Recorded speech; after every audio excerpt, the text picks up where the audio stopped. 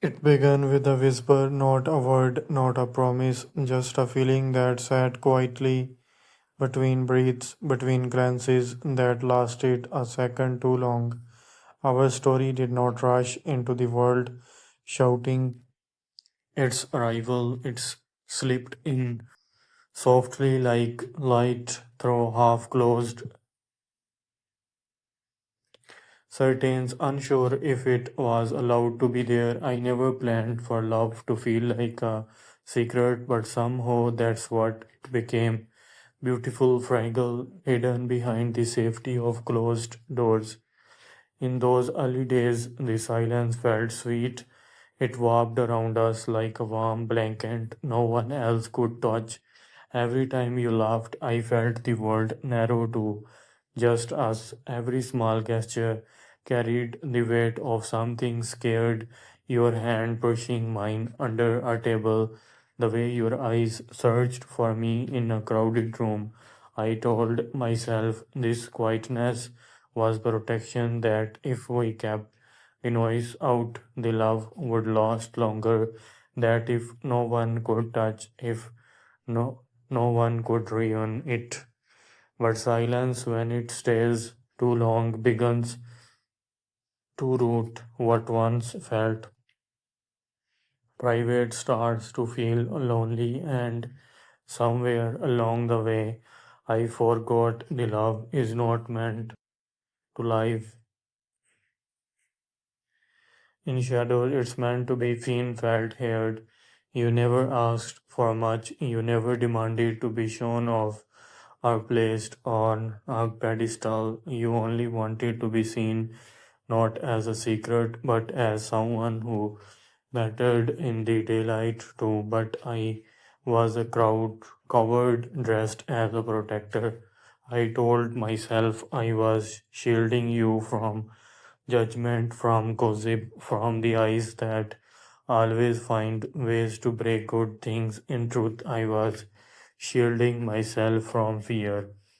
I feared the question, I feared the disapproval, I feared the quiet shaking of heads that could make a man feel small.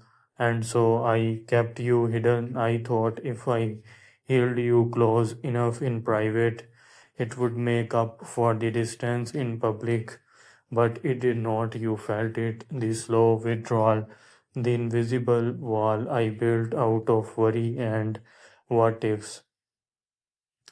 You asked me once, when I will it be our turn to stop whispering. I looked away.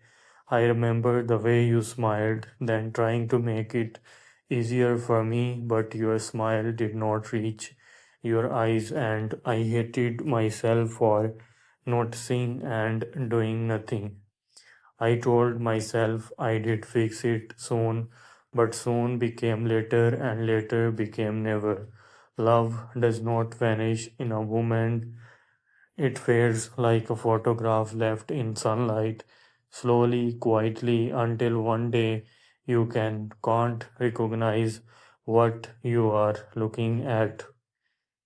The first time I saw you cry because of me, I did not know what to do. You thought did not hear the small sound that escaped you when I walked past an old friend and pretended not to hold your hand. You thought I did not see the way you stared out of the car window for the rest of the ride, silent, replaying that moment in your head. But I did, and I carried it home like a wound.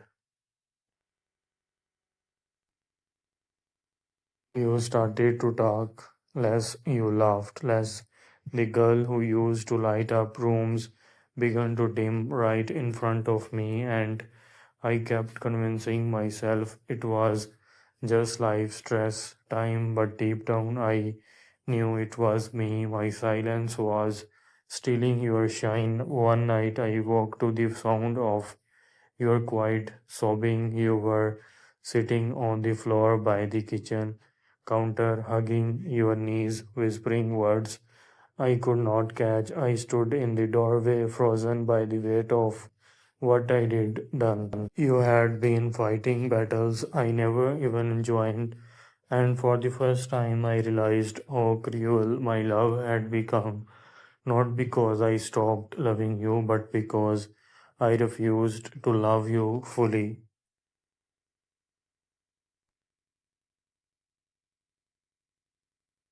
I walked toward you, knelt down, and wrapped my arms around you from behind. You tensed, then slowly melted into me like part of you still wanted to believe I could make things right.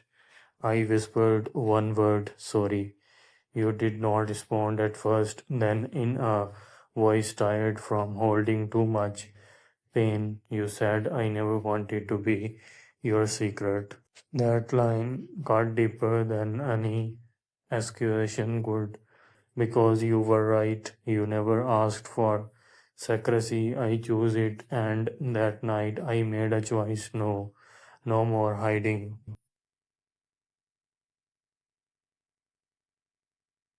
The next morning felt strange, quiet but not heavy. You stood by the window in that oversized hoodie I loved, watching the morning light touch the glass. I walked up, kissed your forehead, and said, get ready. You looked at me confused. Why? To show them, I said.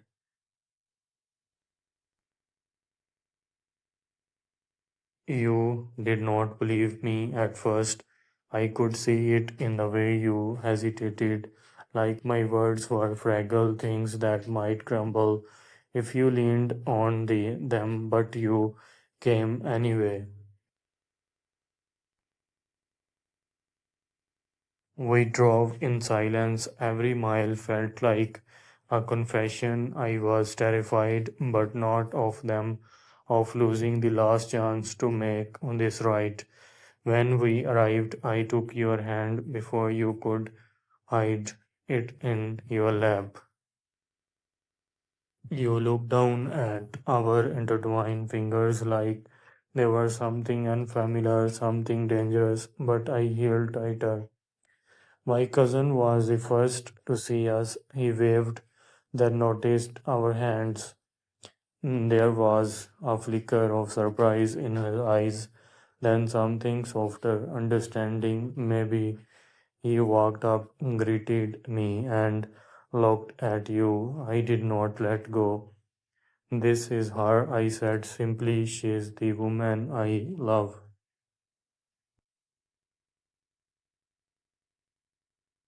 The words felt heavy but real, like exhaling after years of holding my breath. He smiled slowly and said, it's about time.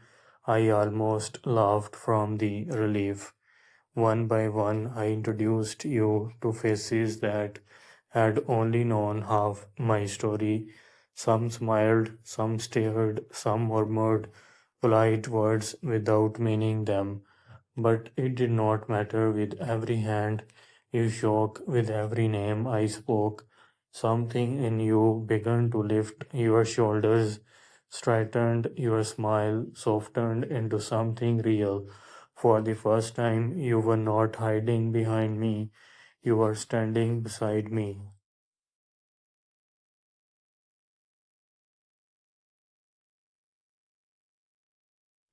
When we got back to the car, you looked at me, eyes wet but shining.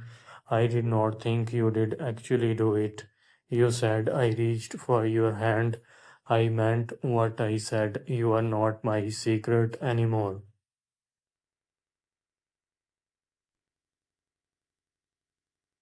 We sat there in a quiet relief, the kind that does not need celebration. Love does not always need grand moments. Sometimes it just needs truth. You asked to stop by the lake, the place that had seen all our beginnings. The water was calm, reflecting the sky like a promise. We sat on the bench, side by side. Why did you keep me hidden so long? You asked finally.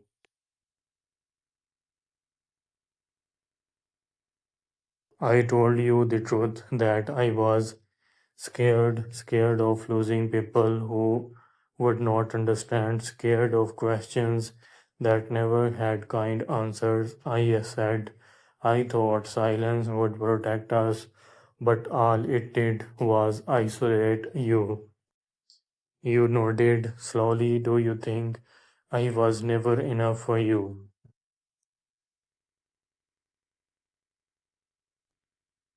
My throat tightened. You were more than enough. I was less than brave.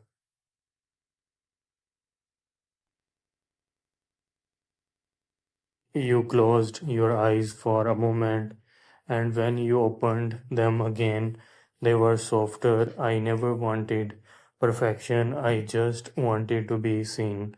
The wind shifted. I took off my jacket and wrapped it around you. You smiled faintly, the kind of smile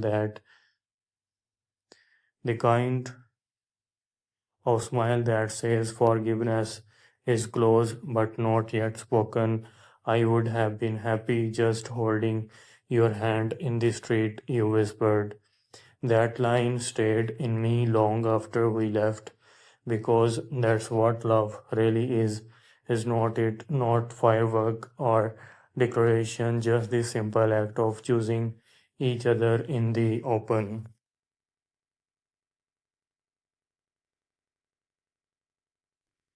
The next morning I woke before the sun. You were still sleeping beside me, hair scattered on the pillow, face calm. For the first time in months, I watched you breathe, and something inside me scattered. I knew what I had to do.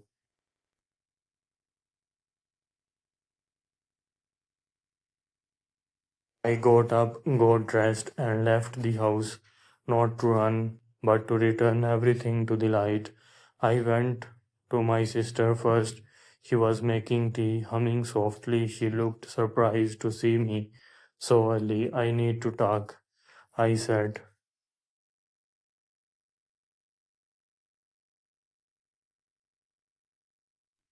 She set the cup down, folded her arms, and waited. I have been with someone for a long time, I said, someone good, someone I should have never hidden. I did out of fear, not shame, but it does not make it right.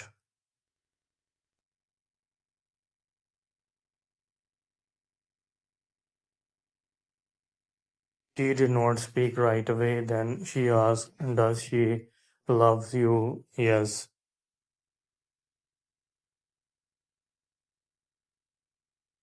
Do you love her?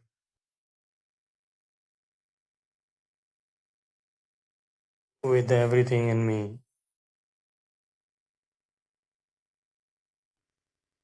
She smiled, small but sure, then bring her around, its time. Her words were so simple and yet they felt like a door opening. I left her place lighter.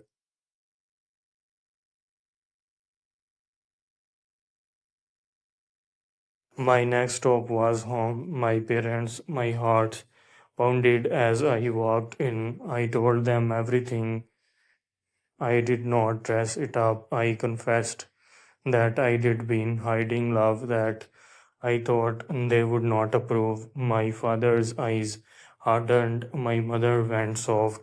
My father asked, did we raise you to fear love?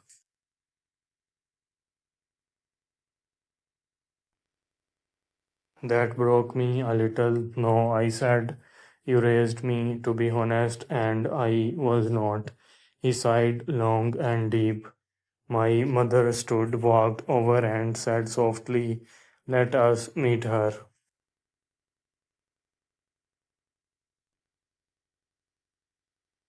Not everyone reacted kindly. Some made jokes, some rolled eyes. A few stayed silent, their judgment heavy but powerless. I did not care anymore.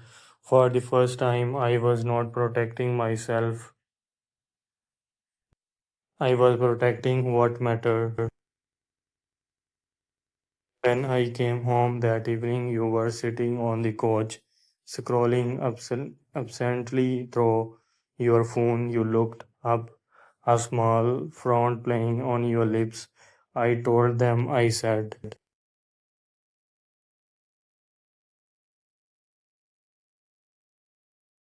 all of them. You blinked, unsure if you did heard right. You really did. I know did. They know no. And I don't care what anyone thinks. I just care that you know I am done hiding.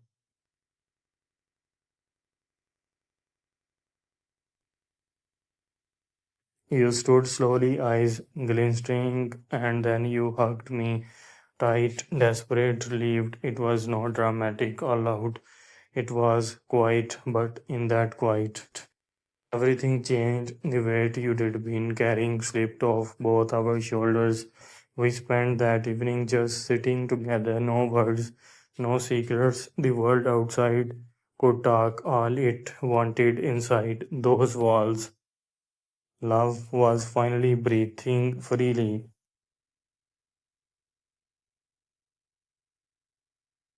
Later, as you rested your head on my chest, you whispered, "It feels different." It is different, I said, because no, everyone knows the name that's been on my lips all along.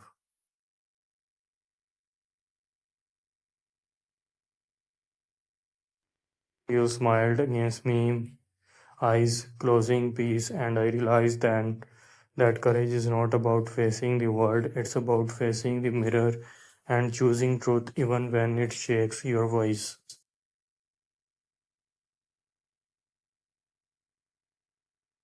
Our story began as a secret, but it would not end as one because love, real love, does not belong to whispers, it belongs to the open air, to sunlight, the laughter that does not need hiding, to hands healed without hesitation.